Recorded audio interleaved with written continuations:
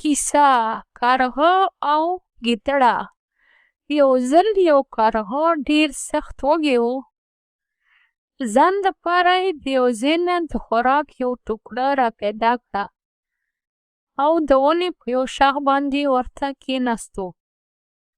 له یو ګیدړې پرې نظر شو چې په خوله کې یې ورته اوبه راغلې او د ځان سره یې سوچ شروع کړو چې د دې کارغه نه به دا خوراک څنګه حاصل کړم. ګیدړه د کارغه خواته لاړه او د کارغه صفتونه یې شروع کړل.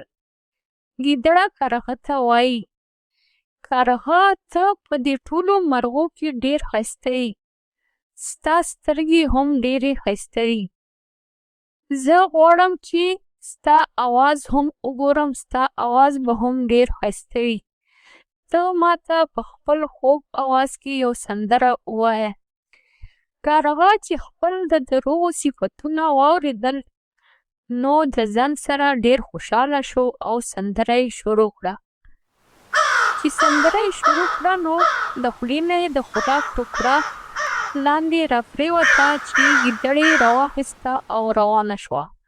سبق: د دې کیسې نه موږ ته دا سبق میلاویږي چې موږ ته ډېر احتیاط پکار دی چې کله زموږ صفت یا زموږ تعریفونه څوک کوي، ځکه چې ډېر کم خلک به داسې وي چې هغه به زموږ صفت د دې دپاره نه کوي چې موږ دوکه کړي، خو اکثر خلک د دوکې دپاره ستا صفتونه کوي.